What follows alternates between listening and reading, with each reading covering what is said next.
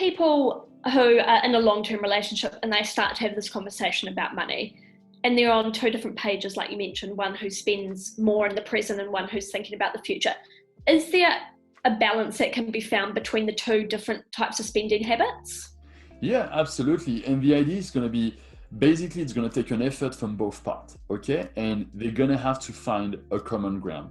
So basically, they need to find a strategy to where both of them are going to be happy. So if we take back the example of the person that thinks the long term and the person that think about the short term, then the idea would be probably to look at the finances that they have, on how they spend their money and all of that. And the idea will be probably to define different buckets. So they could have a bucket that will be, okay, this is the money that we need to pay everything that is essential. We cannot suppress that, okay? That's the essential bucket. Every time we have our salary, every time we have money that comes in our account, we take that amount of money to go for the essential and we don't touch it. Now, with whatever is left, we can discuss how are we going to spend that money. And what could work is we can decide to say 50% will be allocated for the short term. So holidays, going to fancy restaurant and that type of things. And 50% could be allocated to something long term. Could be the budget for a house, could be like budget for retirement or something like this, or any type of project that will be long term. So you have the essential, and then you have what we could call the non-essential, okay? And on that non-essential, you have a certain sum of money. You divide that sum of money the way you want. But by doing this, everyone is happy. We know that we fulfill the person of the short term because he's still going to be able to buy something on the short term that he wants and go on holidays, but also the person on the long term will be happy. So you find a common ground for everyone. But the most important is the fact that this money, short term or long term, is the non-essential money.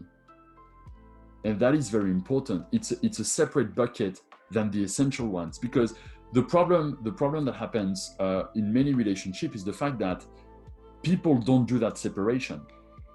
And basically, they keep everything in the same account. So money is coming out, and we're like, oh, we still have about, let's say we still have about $1,000 in the account. Well, we're going to keep spending on this. And basically, there's no plan to be able to save money on the long term and all of that, or they forgot that there is, in the essential thing, for example, they forgot that they have to pay the registration of their car, because that's something essential, by the way.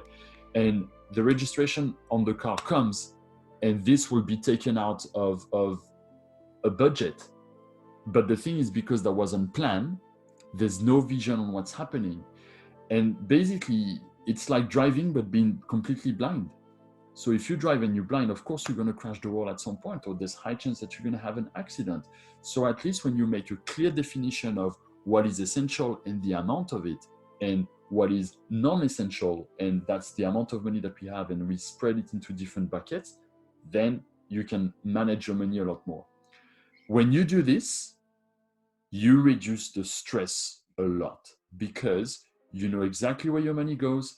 And once you're done with your essential budget, you know, I have this month, for example, I have a budget of $1,000 that I can spend on whatever I want. And I still have $1,000 that will be saved for a house or for retirement.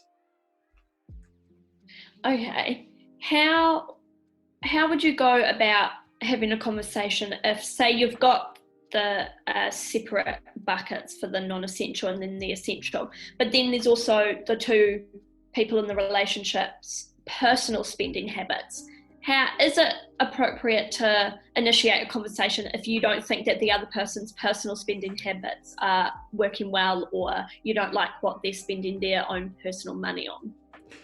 That's a very good point, because right there, basically, when you like in the long-term relationship, you put everything together, right?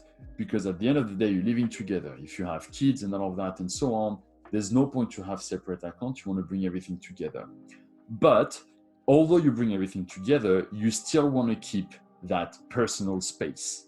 And that's a very interesting point. So in the budget that you create, you need to create a personal bucket for each of the profile, which says, okay, out of the non-essential bucket that we have, there's going to be a mini bucket inside of this, where we're going to have a budget for each of us to spend on whatever we want. So basically, your non-essential bucket could be divided into 4, 5, 8 maybe different buckets, depending on what you want. So one could be the house, one could be the holidays, one could be my personal budget to spend per week, and the other one could be my partner's personal budget to spend per week. But this could be an extra one to say, I want to put some money aside for my son to have money to spend, and another one for my daughter, and so on, so on. You get the idea, right? But at the end of the day, regardless of the amount of buckets that you have, what is important is how much is coming into that bucket. And you can create as many buckets as you want, but the budget that you're going to work with will never change. If you have 1,000 that comes in, you will have to work with 1,000. You cannot, because you add bucket, say, oh, but that's going to turn into 2,000, because you don't have those 2,000. You only have 1,000. So with these 1,000, you're going to divide them into whatever you want. But like you said, it's extremely important to keep money that we can spend on a personal level. So you don't need to justify to your partner, I want to buy this, I want to buy that. As long as you stay in the budget of your personal bucket, you are free to spend it on whatever you want. Right. How can you overcome the uncomfortable part of the conversation about talking about money with your partner or the person you're in a relationship? Because it can be a bit awkward to initiate that. So are there any tips or tricks that you can share that perhaps overcome that sort of uncomfortable, awkward initial part? It is a step-by-step process. Basically, the problem is once you start to talk about money, and like I said, you talk about the relationship that you have with money, it's not just about money. It's about the mindset that comes behind it. And that mindset has been built since your childhood. So the relationship that your parents had with money will have an impact on how you're going to deal with money yourself. The way that you grew up and all of that will have like a huge impact. And so sometimes it's the core value of the individual that could be put at risk when you talk about money. That's the reason why it has to be a step-by-step process. But the most important is that you should never lose sight of what's the purpose of the conversation. The purpose of the conversation is to move forward together as a team on a goal that we want to reach, the two of us. And here it goes back to the basics and the fundamentals of a relationship. Being in a relationship is about building something together. It's about building a life together. So this conversation should be easy to put in place if you keep in mind that you are here to build a future together. And this is where sometimes it's a bit challenging, is because when people start talking about money, they actually realize that the problem is way deeper than money. And they realize that there's an issue in the relationship because they don't feel that they can build a future together. But otherwise, it would work perfectly, and the conversation will be necessary and actually will be welcomed, because we simply said there's a bit of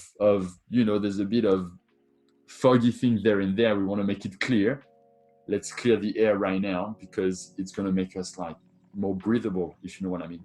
So then you go step by step and you start to discuss the different conversation. What are the different buckets that we can put in place? Are we happy with this? Are we not happy with that? Okay, I can see that I only have, for example, $100 a week to spend myself personally. I found it's too low. Can we increase that? How can we increase this? And all of that. So it's a really step-by-step conversation where both you are agree on what's happening, but it takes time.